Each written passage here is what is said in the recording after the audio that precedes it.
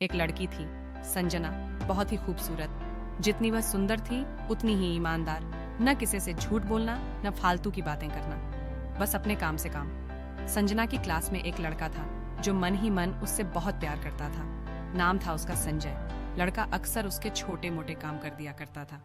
बदले में जब लड़की मुस्कुराकर थैंक यू कहती तो लड़के की खुशी की सीमा नहीं रहती। एक बार की बात है, संजय और संजना साथ साथ घर जा रहे थे, तभी जोरदार बारिश होने लगी। दोनों ने एक पेड़ के नीचे शरण ली। बारिश बहुत तेज थी, कुछ ही पलों में बूंदें छन छन कर नीचे आने लगी। ऐसे में बारिश से बचने के लिए दोनों एक दूसरे के बेहद करीब आ गए। संजना को इतने करीब पाकर संजय अपने जज्बातों पर काबू न रख सका। उसके संजना को प्रजोज कर दिया। संजना भी मन ही मन संजय को बेहद पसंद करती थी, इसलिए वह भी राजी हो गई और इस तरह दोनों का प्यार परवान चढ़ने लगा। एक बार की बात है, संजना उसी पेड़ ने नीचे संजय का इंतजार कर रही थी। संजय बहुत देर से आया। उसे देखकर संजना नाराज होती हुई बोली, तुम इतनी देर से क्यों आए? मेरी तो जान ही निकल गई थी।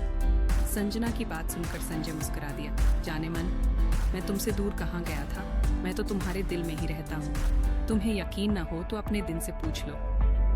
इस प्यार भरी बात को सुनकर संजना अपना सारा गुस्सा भूल गई और वह संजय से लिपट गई। एक दिन फिर दोनों उसी पेड़ के नीचे बैठे बातें कर रहे थे। संजना पेड़ के सहारे बैठी थी, और संजय उसकी गोद में सर रख कर लेटा हुआ था। तभी संजना बोली, जानू, अब तुम्हारी जुदाई मुझसे बर्दाश्त नहीं होती। तुम्हारे बिना एक पल भी मुझे 100 साल के बराबर लगता है। तुम मुझसे शादी कर लो, नहीं तो मैं मर जाऊंगी। संजय ने झट से लड़की के मुंह पर अपना हाथ रख दिया और बोला, मेरी जान, ऐसी बातें मत किया करो। अगर तुम्हें कुछ हो गया तो मैं कैसे जिंदा रहूंगा?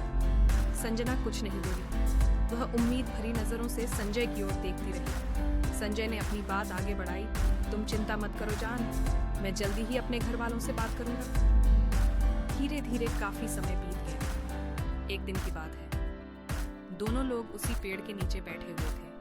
उस वक्त संजय का चेहरा उतरा हुआ था। संजना के पूछने पर वह रुआंसा होकर बोला, जान, मैंने अपने घर वालों को बहुत समझाया, पर वे हमारी शादी के लिए तैयार ही नहीं। उन्होंने मेरी शादी कहीं और तक कर दी है।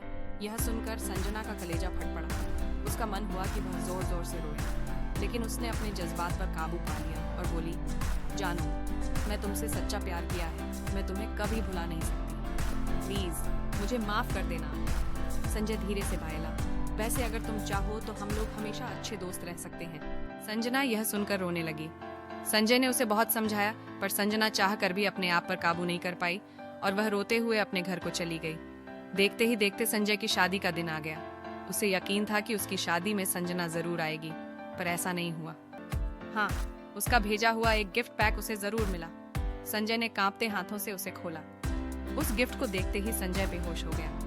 गिफ्ट पैक में और कुछ नहीं, खून से लथपथ संजना का दिल रखा हुआ था और साथ ही में थी एक चिट्ठी जिसमें लिखा हुआ था, अरे पागल, अपना दिल तो लेते जा, वरना अपनी पत्नी को क्या देगा। दोस्तों, किसी के लिए मोहब्बत टाइम पास होती है और किसी के लिए जिंदगी से बढ़कर। इसलिए अगर किसी से मोहब्बत करना तो उसे ताउम्र निभाना, वरना क्या पता आपका हाल भी संजय जैसा हो जाए, जो उस दिन के बाद न तो जी सका और न ही मर सका। उसकी सारी जिंदगी पछतावे की एक दर्द भरी दास्तान बनकर रह गई। दोस्तों, अपनी राय हमें कमेंट्स में देना और लाइक, शेयर और सब्सक्राइब करना ना भूलें। धन्यवाद।